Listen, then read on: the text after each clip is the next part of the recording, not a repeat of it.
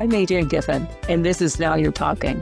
Parenting in the digital world can feel overwhelming, especially when you're balancing a career, raising teens and preteens, and trying to keep up with it all. Screens are constant, and sometimes real connection feels out of reach. This podcast is your chance to pause and breathe, a space for stories and insights that bring encouragement, perspective, and the reminder that you are not alone. Parenting in the digital age can feel overwhelming, but you don't have to do it alone. In this episode of Now You're Talking, I sit down with Carolyn Tuckwell, President and CEO of the Boys and Girls Club of South Coast, BC. Carolyn shares powerful insights on raising kids in a screen-saturated world, the importance of informed consent, and how community leadership creates safe, supportive spaces for youth. We explore what it really means to listen, engage, and measure impact when helping young people thrive, both as parents and as a community. Please subscribe, rate, and share this podcast. Let the conversations begin.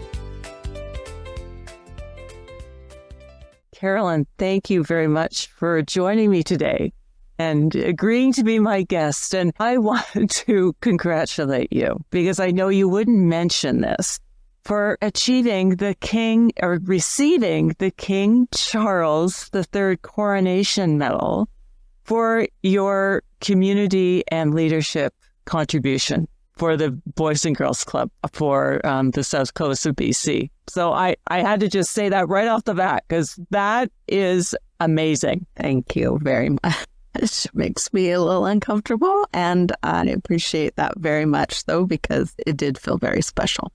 Well, so I just want to get your perspective. And you've watched the whole digital age come in and evolve and take on a life of its own. And from your perspective, being the president and CEO of the Boys and Girls Club in BC, and I just want you to sort of give and share your perspective on that and what that's been like, please. Yeah, well, this is a great conversation, a great place to start, because there's no doubt that we all were sort of taken by storm, maybe, around social media. And it really was a collision of the hottest new thing. Everybody wanted it.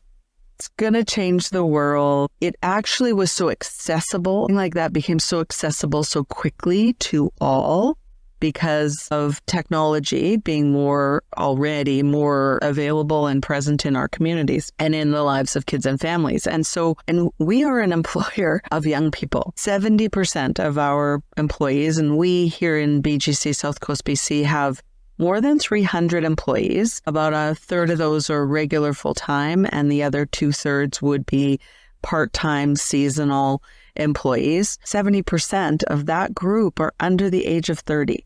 And that is good for the work we do because it's role models who are closer to the age of our participants who really then can bring that relationship building. Also the group that were right in the technology, and embracing it. Use it for everything. It's the miracle for our world. I was immediately nervous. And in fact, I opened an Instagram account as my dog in order to actually practice because I wanted nothing to do with being followed. I'm a woman. That felt creepy to me. All of the social media, the Facebook, all of that. So I opened this Instagram account to actually test whether, not for me, but as my dog, George, I could test to see if the rules to be safe, to navigate that world safely, if those worked, if you used them rigorously as an adult.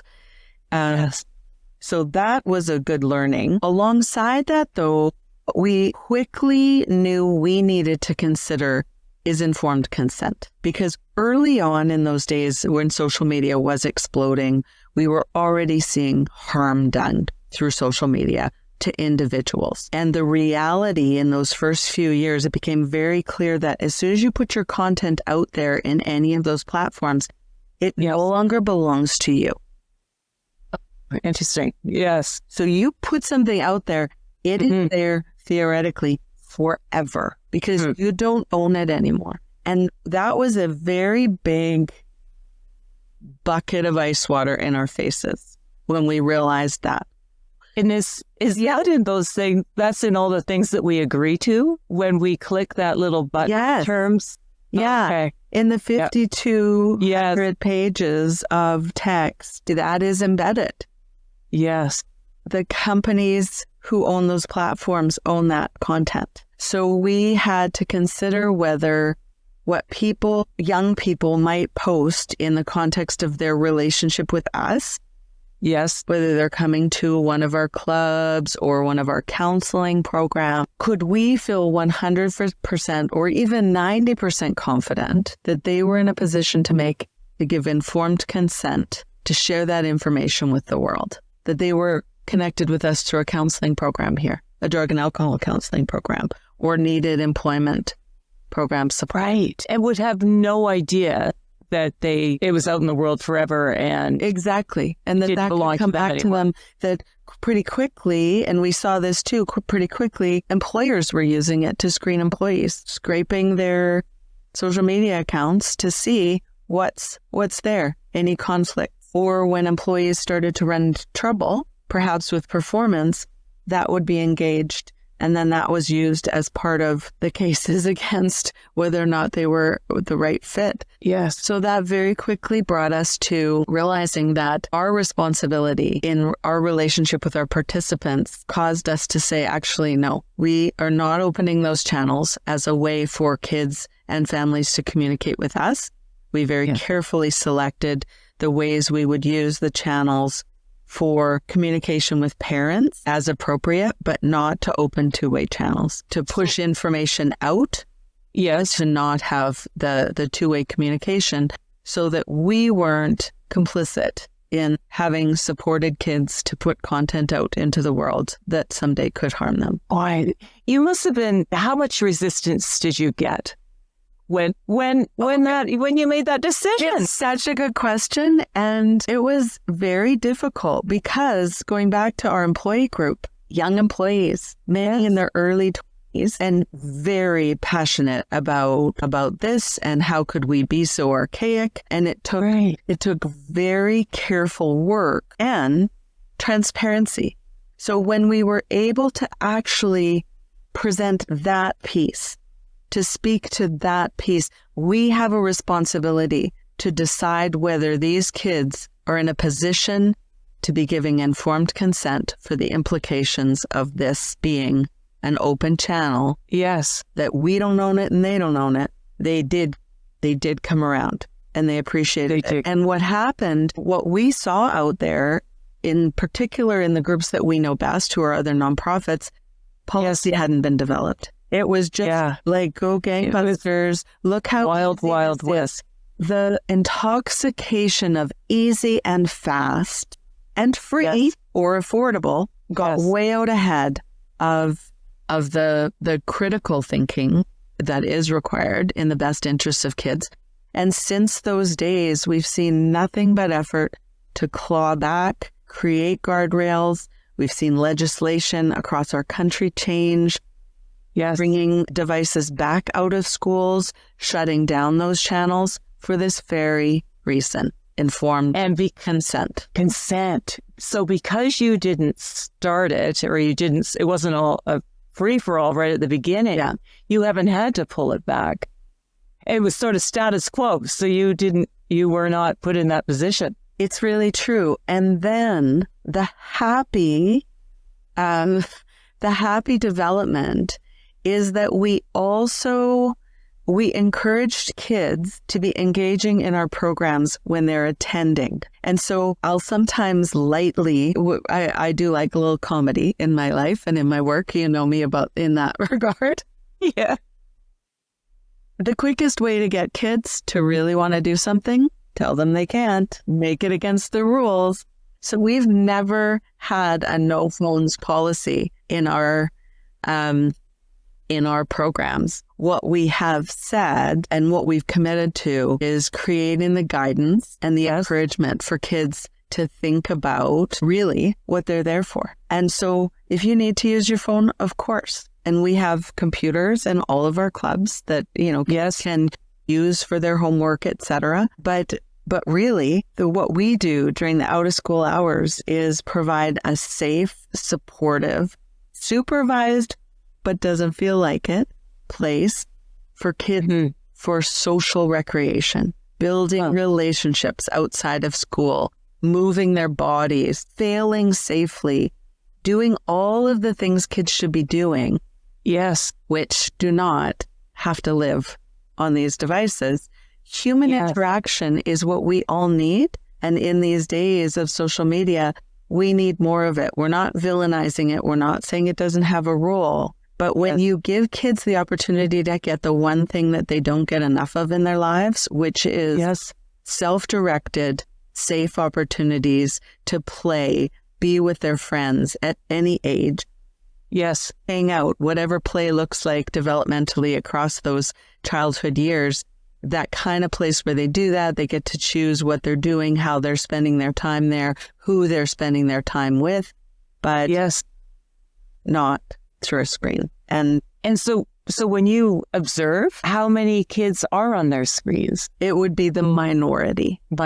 You walk into a club, you might see a kid on a screen, or they go to their cubby to get their phone because they need to let their parent know where they are, or check in about pickup time, or tell their parent that they're going to head home shortly. But it's rare to see kids huddled up in the corner, lost in their screens on their own. And what about, because you said your employees are younger, how do you manage your employees around digital? That is a great question. That is where we have roles. You cannot be supervising kids if you've got a screen in front of your face. Okay. And so we ask staff to actually only use their devices for reporting incidents, asking for help, communicating something critical. And so whether it is a club cell phone or their own, is what we've done is defined the purposes for that. And we have supportive, clear feedback. We're not out to get anybody, and we understand that things happen, that people need to maybe check their devices. But really, it's the why. So tell me more about that. Yeah. So if you're in a deep conversation on your device, you're not supervising kids. And that's the rule. That's what staff are there for. Supervising, engaging with, and interacting with kids, leading programs, being with them. And that's also, I would argue, and I think argue is a big word, but we would propose that also what kids need more of in their lives is adults being in communication, in conversation with them, not just pushing directions and or information at them, but adults listening to them. Yes. Communication is two-way, and kids receive appropriately an awful lot of instructions, redirections. Kids are interesting human beings. We were from the time we started, and kids need more of that. And that's really what we're after with helping our young staff to understand.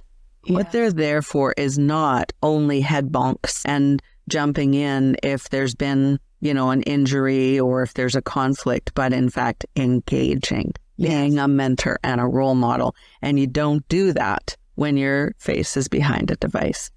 Yes. And how do you teach that? As far as how do you as a leader teach that to your team? Because it doesn't always, especially if your teams have been talked at. Yes. It's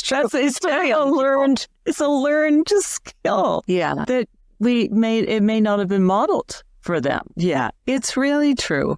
It's such a great question, Aid, because we really over the last, really with the emergence of our understanding of how deep and wide diversity, equity, and inclusion efforts need to be in order to be meaningful, that it's really at the core of that is acceptance of all. Yes. And Yeah. When we're in the business of taking care of other people's children, Yes. and we know other people's children, families have come here from everywhere, with the exception of our Indigenous friends who host us here. And as we think about this work, we need to make very careful and strategic decisions and build policy and practice around the recognition that we're not trying to redefine who kids are or where they come from. Mm-hmm. We're here to add in. And getting to know kids, each individual one, for who they are is at the core of that. No two kids, even if they're siblings, even if they're twins, are exactly the same. Yes. So the work of our staff is to build these natural relationships with guardrails and boundaries. Yes. And so we've done the work to define what that means in the employer-employee relationship, which was really hard. But it was actually an exercise to to straighten up the lines, the box lines of what it means to be an employee. And inside that box is a greater level of acceptance of each individual and the agreement to work in very specific ways with kids that we know are developmentally appropriate and good for kids. And so we really discourage the concept of we're like family. Our staff are like family to kids. Because there's boundaries. Yes. So it doesn't mean we don't care for our participants, but our relationship is not a social or a personal one.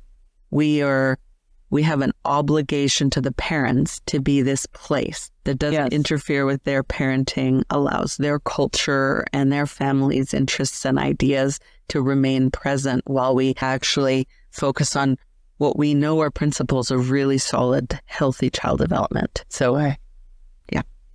It's so complex. And through your leadership, it sounds simple, but, huge complexity goes into that to put those safeguards and boundaries in place. And in the ripple effect, everybody benefits from that, and everybody learns from one another. So right from your team and then to the children, to the parents, to the families, to the siblings, everybody is affected. Yeah, through all these decisions. And so that's absolutely right, Aid. And I think what we also have been able to do with the help of a brilliant academic, Dr. Steve Patty, whose work has been about evaluation and measurement, he helped us to build a very rigorous quantitative and qualitative measurement approach that helps us measure the impact we have in the lives of kids, them against them. So not like at school where they're on a bell curve. Nothing wrong with school, not criticizing that. No. That is the academic model, and we all benefit from it to varying degrees. It's hard for some, it's easy for others, all of that. Yeah. But this is about our ability to use a rigorous measurement approach to understand quantitatively. Kids do surveys. Hundreds of our kids every year do surveys to tell us how club has impacted them. So a couple of sound bites. Yes. 90% of kids report that they have more people in their lives that they care about. So tell me more about that. How has the impact that you've had in your clubs, why does that happen? Well, it comes back to that very careful focus we have in our programming and in helping our staff to understand how they interact with kids and how we build programs that support kids to have these learnings in the context of a place where they're hanging out and playing. And so it's how staff interact with them. I'll give you an example that I love to share. It's participate in this evaluation because it keeps me close to the work. It helps me to know, okay, this is what it looks and feels like. 9-year-old girl. I'm sitting talking with her, going through this protocol of evaluation with her. And it's just a conversation to her. Yes. And she's cute as a button, as 9-year-old girls are, as all 9-year-olds are. And she's telling me about the difference that she noticed with club staff compared to other adults she experiences in other parts of her life. And she said, club staff stop and they'll sit down with you and help you to understand a concept. So what she was talking about was boundaries. And she said, other grown-ups tell me what boundaries are. Last week, I was in a fight with my best friend at club, and I was upset. And the club staff, which they refer to as staffs, the staffs sit down with you. And she named the staff, sat down with me and helped me to understand that in that fight, I wasn't respecting my best friend's boundaries. And that's why she was mad at me. And the staff helped me to understand how maybe I could talk with her about that. And we're friends again. And I know better. I now understand what boundaries are. Other adults were telling me to respect boundaries. But when the staff sit down and talk with us about it, just me and her, that helped me to understand. Wow. So you demonstrate it. Exactly. And it's this relationship work that is so important. And I think sometimes kind of considered to be intangible or hard to train. And we've had the good fortune of connecting with people who, like Steve Patty, who brought methodology to us that would help us to actually measure it. Because the other things he talks about, evaluation is leadership. When you evaluate your work, it's a form of leadership. And that means so much. That just really captures it because it's circular then. By going through this exercise, we learned how to better support our staff to understand why this work matters, why it matters we do it this way and not that way, why we're not just sitting not to take away from lifeguards. We love lifeguards. But that's not our model of supervision, sitting on high chairs around, just making sure nobody's gone underwater. We're in it. We are the water wings. We are the, you're the water wings. That's perfect. I love that. So, but you're constantly tweaking and making better. And that takes courage too. And it takes time and commitment to do that. Yeah. It does. It takes patience. And what I think is what I feel I'll say I feel very proud of this work that we've done. Also, I think it's so important because these things that have felt intangible to all of us. How do you measure relationships? How do you know, other than a staff satisfaction survey, whether you've had the impact you're after? And, they fall short because there's not, satisfaction is not the measure of whether at work you feel really good about the work you're doing. Yes. To feel good, you need meaningful feedback. You need to understand clearly what the targets are. And when you do this kind of work, pretty quickly, it's easy to understand why that part's hard. Yes. Elusive. Yes. Because it isn't tangible. You can't, it's a feeling. It's a feeling. And so the call for us, and this comes back to our obligation is to every single parent who trusts us to have their kids in our programs when they aren't at home or at school. And how do we honor that obligation? It's not a babysitting. It's not lifeguarding eyes on. It is alongside adding in to that kid's life and to the family's life.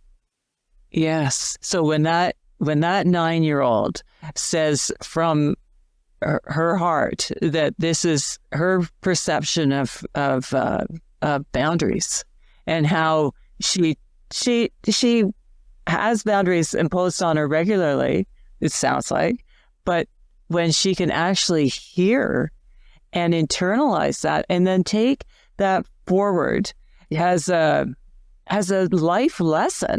It's like that's an enormous gift that you're giving these young people. Yeah. That's fantastic. So going back to the digital and how you knew the Boys and Girls Club before digital happened and you know it now. Yeah. What can you say? what lessons did you learn besides what we've talked about? You've talked a lot about, but are there any other lessons that you can share with parents that may be helpful? Yeah. Well, let's start with boundaries. Okay. Yes. We know parenting's hard. Yes. And parenting is for life. Yeah. And in humans, the lion's share of human development happens in the first 25 years. The human brain doesn't stop developing. Dr. Jean Clinton has proved that until 25 or maybe a little older. So our responsibility as grown-ups during that time, first and foremost parents, in all the different ways, is to make that the collection of the best developmental experiences for kids. Not all sunshine and lollipops, all the learning alongside all the fun and joyfulness.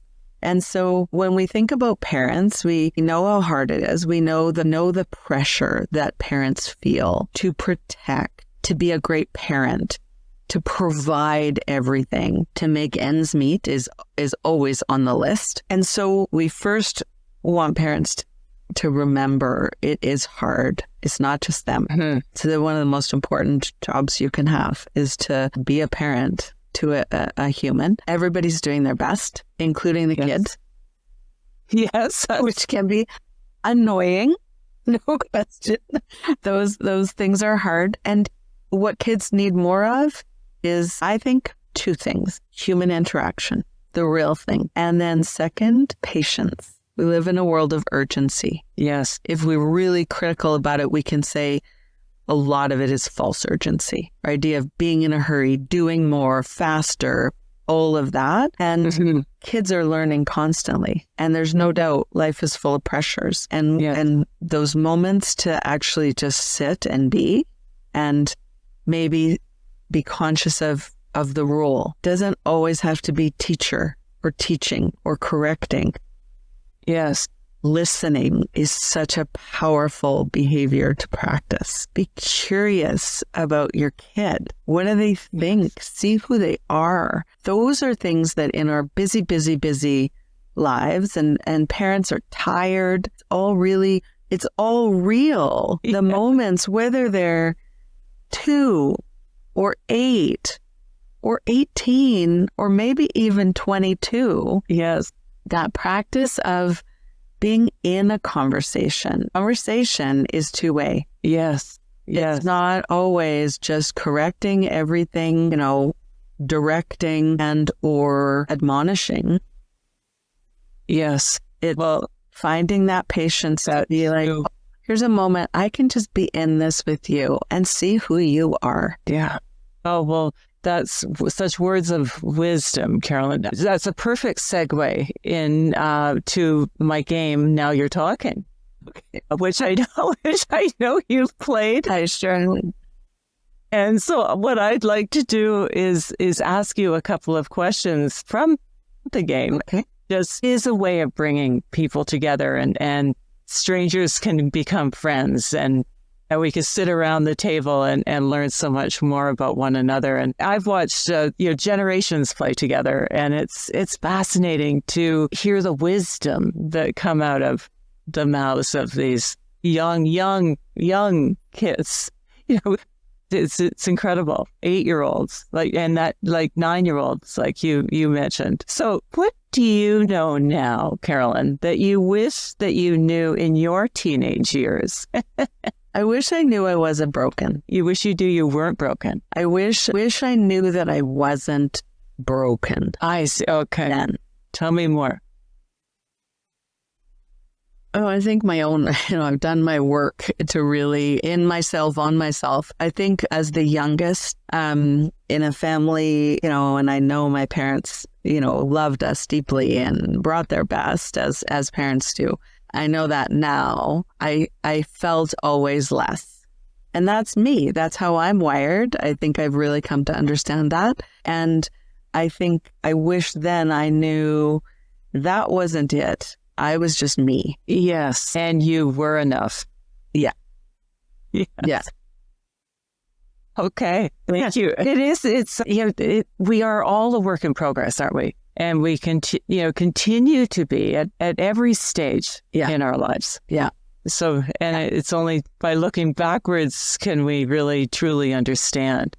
Yeah. Well, and if we think about how much energy, and this is maybe the gift we give as we become more, I think, aware and informed, it's the gift we give kids if we can remember that that's often the experience of kids. You know, this idea that we're never done. Yes. But being at the beginning doesn't mean you're any less than, or that you're not right, or you're not enough. But in fact, yes, I'm a work in progress. I think we're never too old to learn, as it turns out. Yes. Boy, is that ever a disruptive idea.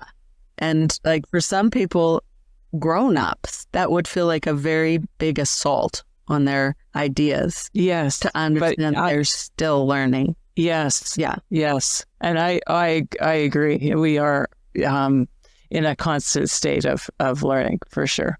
Who is your inspirational role model? Oh my goodness.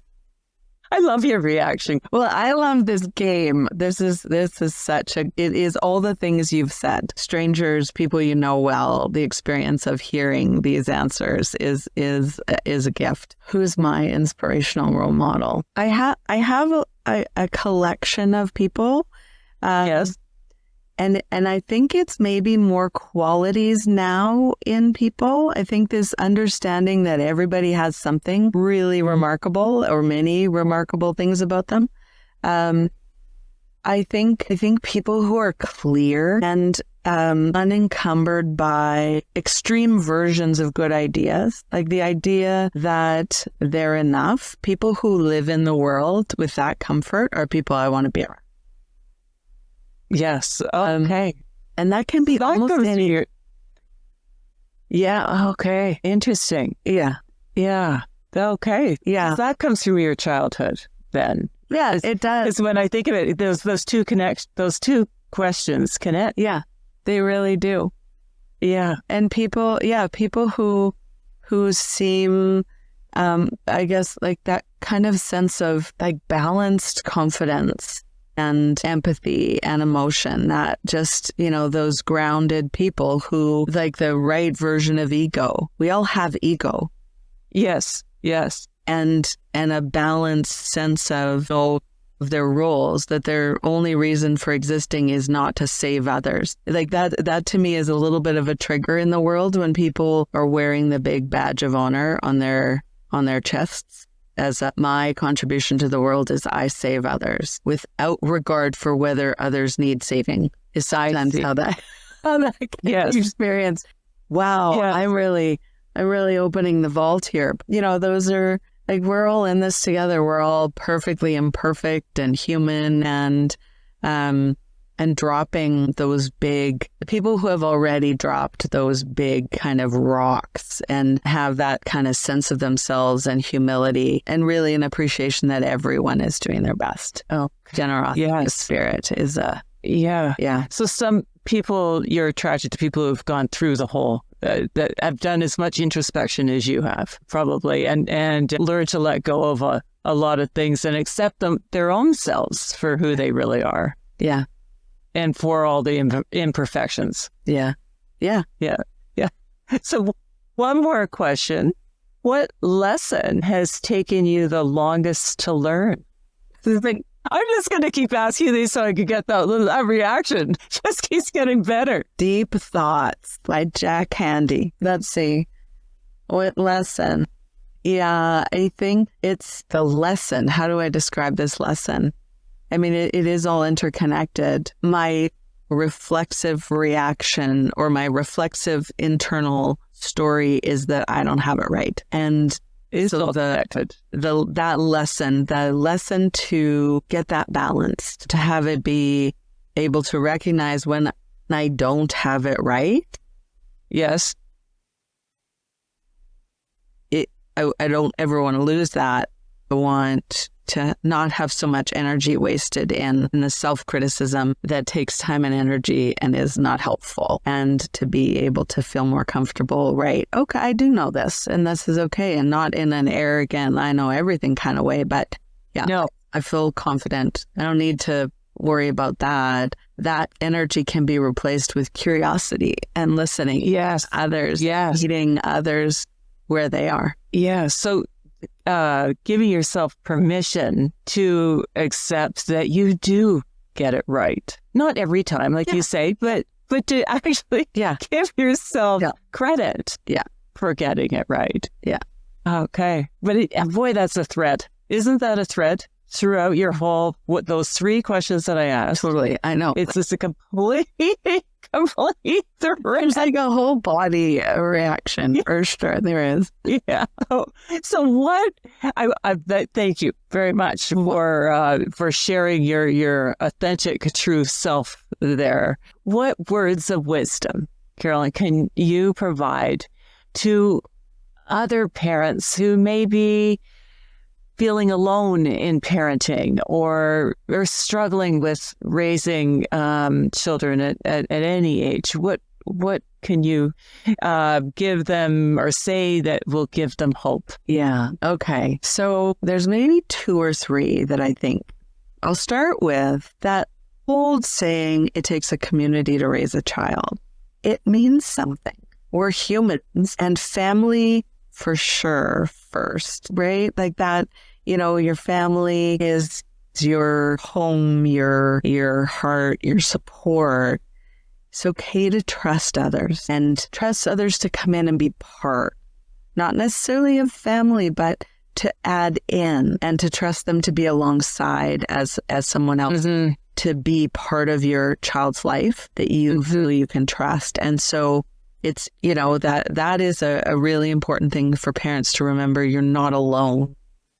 There are organizations and people, yes, neighbors, your close friends, maybe more distant relatives, maybe a special teacher or a person at the Boys and Girls Club. Yes. Where, the kids can add in. And so let yourself be part of community that can be part of your child's life as an add-in alongside you. Never underestimate listening, power of listening. Tell me more, and curiosity with kids. And then maybe I should expand a little on that just to say, just want to talk about themselves. It's their way of exploring. It's their way of learning. And when adults, and in particular parents, are curious and listen, that's a really important combo there. Don't just ask the question and walk away or half listen, but really, give yourself the time to really be in it. To hear is so important because the world goes fast. And then, thinking about false urgency, which goes, I think, with patience. The giving ourselves permission to be in it. Take a few deep breaths, set aside time, prioritize that with kids, because it's the relationships in families, really, they can go 2 ways. They can be really hard, or they can be, it can go more than 2 ways. There's a lot of ways these things can. Yes. Yeah. I think it isn't, none of what I'm saying is about not having boundaries and expectations and being clear. It's in addition to that. Yes. Really remembering to sit down and spend time, whether it's in a board game. What an amazing way to, kids are brilliant and they're learning. They don't have everything right yet, but they're exploring it all. They're trying it all on. Yes. Curiosity, patience, listening, prioritizing that time, and recognizing kids don't always want. It's not always on your time frame that they're ready to sit down and be with you. Pay attention, take your moments, watch for them, and as much as you can, really take a pause and be like, this is a moment. I'm just going to sit down and be in this with this small human that I created or have as part of my family. Those are moments. So that adaptability to be able to say, no, I'm not doing I'm putting down my phone. Yeah. And modeling that, and then being able to shift. Yeah. And say, this is my priority. Yeah. Well, and even, being a bit creative, like the dishes need to be done. Okay. Yes. Let's do them together. Tell me about your day. Yes. Get the dishes done. Sometimes kids do better when they're not making eye contact or sitting straight in front, like an inquisition. Right. Like, listen in the car. Let that conversation roll. I hear that from parents all the time. The magic of car rides. You get all the dirt because they forget you're there. Like, there's, take your moments. Yes. Yeah. Carolyn, thank you very much for your time and your insight and your wisdom. I think that this will be very, very helpful for parents. Wow. Thank you for the work you're doing. This game is amazing. Your book is amazing. And thank you. These moments to share new ideas that actually are not so new. Right. Stop, talk, and listen. Yes. Yeah. Amazing. Yeah. Well, thank you. Thank you so much.